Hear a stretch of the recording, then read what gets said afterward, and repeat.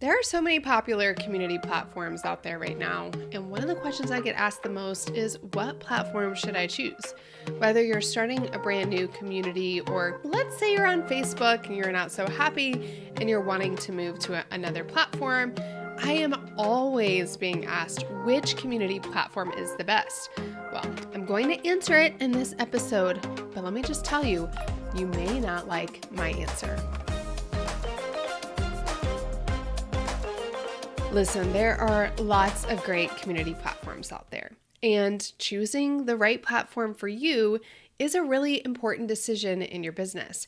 Whether you're starting a new community from scratch or whether you're one of those people that is ready to jump ship from Facebook and move to a new platform, it can be a really big deal to choose a platform because we all know the amount of effort that it takes to transition your community from one platform to another, not to mention all of the behind the scenes teamwork that's happening to make that transition happen. Okay. So first off, I want to point you to a couple of episodes. There's an episode about how to know whether you should leave Facebook or move off of Facebook. I also have an episode called Change Management, which is really helpful if you are moving platforms. You need to communicate that change very effectively and get people to adopt the change. We're going to link to both of those episodes inside of the notes. Okay, so let's talk about how to choose a platform. So first off, in order to decide what platform is right for you, you need to do some work. And this work starts with my core community strategy. Now, if you're not familiar with the Community Cultivated Framework, it's cause, culture, communication, and connection. You can DM me on Instagram or you can go to freecommunitytraining.com and I will get you a link to a 7-minute free training that explains this framework. Now, you need to have that strategy in place because without an overarching community strategy, choosing your platform doesn't matter. People always think their platform is going to fix their engagement problem. It never does. Platform is just one piece of the puzzle, and you can't fit that puzzle together without knowing the bigger picture of what you're trying to create. That bigger picture is your Community Cultivated Framework. So if you haven't watched that 7-minute training yet or taken my Cultivate Community Training course and put together your strategy, then that is definitely where you want to start. Now, at the time of this recording, there are so many awesome platforms out there, honestly. People are using Facebook, they're using Kajabi communities, they're using School is a big one right now. In fact, I did a 3-hour interview on Sam Ovens' podcast. He's the founder of School, talking about community. And I'm a big supporter of Sam and everything that he does, but now he's partnered with Alex Hormozi and everybody is promoting School right now. So everybody thinks, oh, if I launch on School, that's going to be the answer to my problems. Avoid the marketing trap. It may not be the right platform for you. There's also Heartbeat. I've done trainings for them, and Circle, and a whole host of others, Mighty Networks, etc. There are so many platforms that you can choose from that I understand why it is so overwhelming for people. But I'm going to help you break down exactly how you can decide which platform is best for you. And it all starts with this number one question. Why does this community exist? What is its purpose? What is the purpose of this particular community platform? So when we think about communities, every community should have a purpose. That's the cause that we talk about inside of that Community Cultivated Framework, right? So once you understand that purpose, then you can ask yourself the question of what platforms you need to fulfill on that purpose. Now, I say this all the time. Your community is not your Facebook group or your Circle discussion forums or your Mighty Networks, whatever, or your School group. It is none of those things. Your community is the ecosystem of the people that are interacting with you and with each other and have a common identity and all of these other sorts of things that happen that create a community. So here's the big secret. The platform is just a tool that helps facilitate community, whether that platform be Zoom, whether that be an in-person conference, or whether it be something like a Facebook group or a Circle community or whatever platform that you end up choosing for your community platform.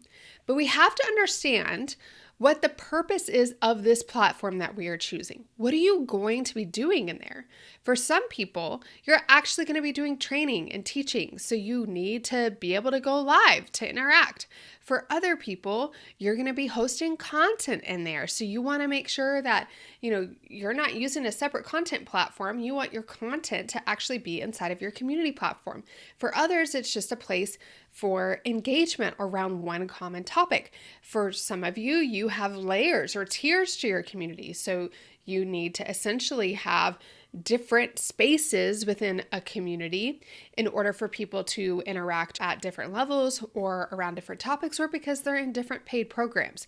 So getting really clear on how you want to use this community platform and what its purpose is the first step. Not looking at all the features or asking everybody else what they're using. You have to get really clear on how you are going to use this platform to meet the needs of your community members and ultimately your business goals.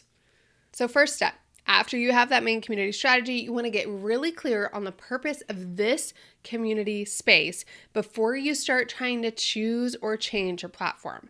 And remember, there is no one-size-fits-all solution. You have to choose the platform that aligns with your unique needs. Remember this, as we go through this process, I'm going to tell you something that is going to help you make a decision faster. There is never going to be a perfect platform.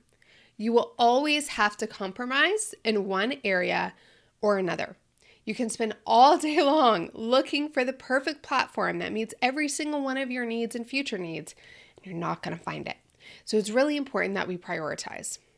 Okay, so you're really clear on your purpose now, and you're ready to start assessing and evaluating which platform is right for you. Where do you start? The first thing is a needs assessment. If you're in my Cultivate Community Training Program, you actually have a detailed needs assessment, a detailed platform evaluation strategy, which we're going to talk about in just a second, and a whole lesson on this. So dive back into that course so that you can get more details on this. But for the rest of you, a needs assessment is something that allows you to get clear on what you need for your space based on that purpose that you have defined. Now, you don't want to just look at your current needs. Yes, that is so important. But if you have a community of 50 and you're trying to grow it to 5,000, then those needs are going to be really different. And you want to set yourself up to be able to use the same community platform or space in the future and not have to change as you scale. So you got to look at your current needs, but you also want to consider your future community as well. And when it comes to size and scale of that community, when it comes to features that you want to add that maybe you haven't added yet, okay? So keep that in mind. Obviously, your current needs take priority because if it can't meet your current needs, it's probably not going to meet your future needs. But those future needs can really be the deciding factor if you have two community spaces that feel like comparing apples to apples, then you can start looking at those future needs to see which one is growing in the direction that you want to grow. So the questions you're going to look at are like, how big is your community right now? How big do you want it to be 5 years from now? Where does your community spend their time? How tech savvy are they? What kind of conversations are happening in the community? Is there any information that's sensitive that's being shared? Is there any information that certain platforms wouldn't be okay with talking about? We all know that Facebook has certain topics that aren't going to be favored on Facebook. So those would need to be on a separate platform. So look at all of those sorts of questions around the community engagement and size and scale, but also questions around content. Again, do I need to be able to go live? Am I going to be hosting trainings in there or putting content in there? Do I need to be able to put PDFs or audio files in there? You're basically listing out all of the ways that you want to use this community platform now and how you want to use it in the future, looking at all of the different features and things that you might need.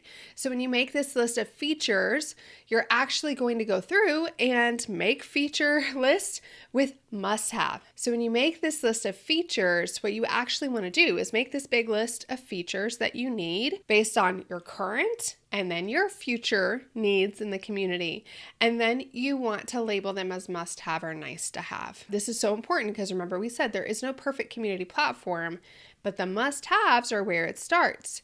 And the really cool thing is that when we get to platform evaluation, if you've done a really good job of looking at your current needs and features and your future needs and features and labeling them as must-haves and nice-haves, you're going to find that platform evaluation goes a whole lot quicker. And then there's a couple other really operational questions that I like to ask as well when I'm doing this needs assessment, which includes your budget for a platform, because this will determine whether you're doing like a custom app build or using something for free or something in the middle, and if there's anything else that you need to integrate it with. Now, most people's frustration with Facebook is that you have to manually approve and manually remove people from the community.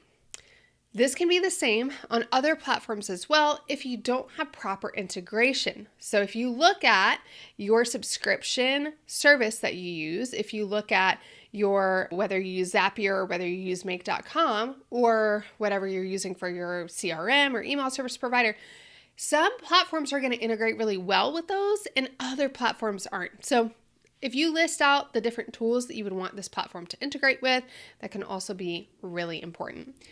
All right, so you've got your big needs assessment. You have gone through all of your needs. You know your current needs, your future needs. You know your must-haves and your nice-to-haves. All of that's detailed out, as well as understanding your budget and what different tools you needed to integrate with. What's next? Well, now that you know what's important to you, you can start looking and evaluating the different platform options. So you're going to start with things that are non-negotiable features, right? Like maybe budget is non-negotiable. So you immediately can rule out like custom builds on WordPress or custom app builds. Maybe there are other features like it really has to integrate with this because that's my content platform or that's my CRM. Then that's going to eliminate a whole lot of them because you're just going to be looking at the things that integrate with that particular CRM. So start with those non-negotiables first and then move on to your must-haves. That's the easiest way to rule out the majority of platforms. I know it's so much fun to look at all of the shiny features these different platforms have.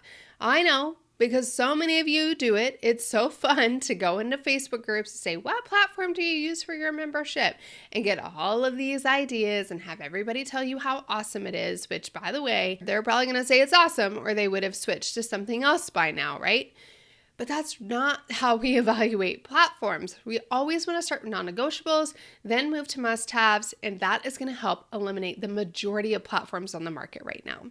So then once you have that small little group that's left after you've looked at your must-haves and your non-negotiables, then you're going to move on to those more detailed questions to really help narrow down your selection. So here's the kind of things you're looking at, right? Are there options within my budget? Are there any must-have features that this platform doesn't have? Is this mobile friendly? Maybe that's a big feature for you. If my topic is controversial, is it allowed on this platform? Does this platform exist to serve the kind of community and facilitate the kinds of conversations that I want to create? How established is this company? Y'all, I will tell you, this question right here is probably the most important question you can ask. How established is this company? I always want to know who the founders are. I want to know what kind of financial backing they have, how long they've been around. Do the founders have experience in SaaS and tech platforms? There are lots of people who are popping up community platforms. The majority of them are not going to survive. That is just the nature of it. So you don't want to build your community on a sinking ship or shifting sand or whatever other metaphor you want to put in. You need a platform that you know is going to withstand the test of time, at least to the best of your ability.